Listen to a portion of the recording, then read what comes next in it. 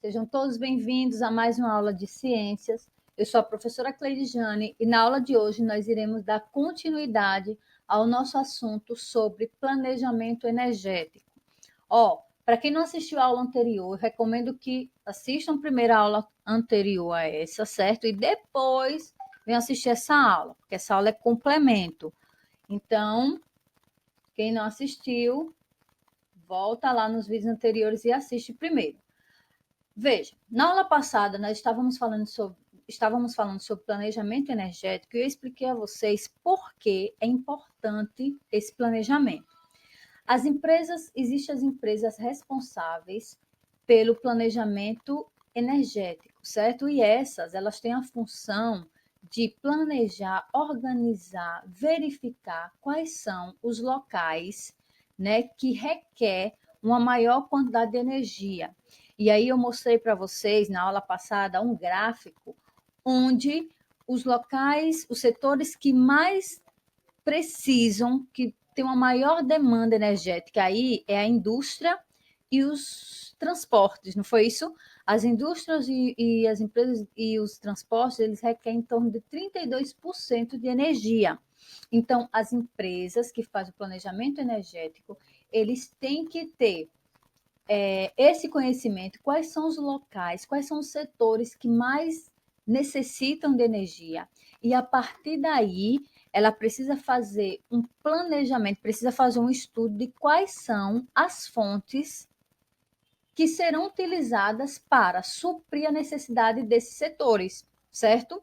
E além disso, precisa-se também fazer um planejamento de como essa energia chegará até esses locais, certo? Então, falamos de tudo isso na aula passada.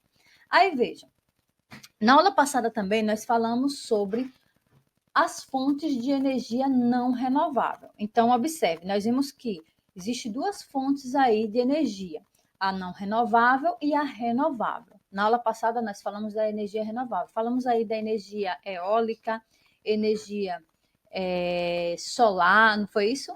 Nós falamos de alguns tipos de energia. Só que, mesmo sabendo quais são as fontes, o planejamento energético, as empresas elas devem fazer um estudo, né, onde elas precisam saber eles precisam saber quais são as características, né, dessas fontes e se vai haver aí uma eficiência energética. Ou seja, essas fontes de energia solar, energia eólica, quais são as características desse processo? Esse processo vai gerar uma quantidade de energia que vai suprir os setores que mais necessitam. Então, tudo isso tem que se fazer um estudo para aí sim adotar o melhor meio, certo? Hoje nós iremos falar sobre as fontes de energia não renovável que temos disponíveis e as suas características. Então, na aula passada, eu disse assim, que as características elas devem ser sempre colocadas numa balança, né? E aí, não é porque a energia ela é renovável que ela não vai gerar impactos ambientais, né? Eu falei, pode sim gerar impactos ambientais, mas esses impactos ambientais é maior do que os benefícios, então tem que colocar na balança e fazer toda essa análise. Então, tudo isso é responsabilidade aí do planejamento energético, certo? Das empresas que fazem esse planejamento energético. Falando hoje aqui sobre as fontes de energia não renováveis, né? A gente já falou disso na nossa primeira aula.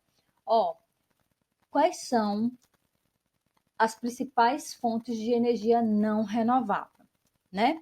Entre esses aí, a gente tem o petróleo, né? O petróleo é uma das fontes de energia não renovável e esses recursos não renováveis são aqueles em que a taxa de consumo é superior ao processo natural de reposição no ambiente. Então, a gente sabe que o petróleo, para ser formado na natureza, ele requer muito tempo, né, para que ele possa ser formado. Então, o tempo de produção para a necessidade energética que nós temos, aí existe uma distância muito grande, certo? Então, quais são os principais combustíveis que são derivados dessas fontes não renováveis? Os mais comuns que tem aí no nosso dia a dia, ó, o diesel, né? Que é utilizado aí nos caminhões, ônibus. Temos a gasolina, que é usado nos carros, óleo, que é usado em grandes navios, o querosene, que é um dos combustíveis presente aí na aviação, certo? Que são produzidos, e todos esses combustíveis são produzidos a partir de quem? Do petróleo. Aí veja, uma outra fonte de energia não renovável é o gás natural, certo? O gás natural é uma outra fonte de energia não renovável e ele tem um processo muito parecido com o processo o processo de extração do gás natural é muito parecido com o do petróleo. E aí, veja, o petróleo ele é extraído a partir da perfuração do solo. Aqui no Brasil, principalmente, esse processo é retirado principalmente no mar, certo? E é levado a refinarias, onde é transformado em vários produtos que são conhecidos como derivados do petróleo. Meninos, o petróleo é uma matéria-prima assim, bastante cara e bastante interessante para o comércio, né? Para a questão econômica do país. Por quê? Porque o petróleo, no petróleo nada se perde, né? Nada do petróleo se perde. Então, o petróleo ele pode fabricar diversos materiais, ok? Então, ó, a gente pode ser usado aí nas refinarias, transportes, né?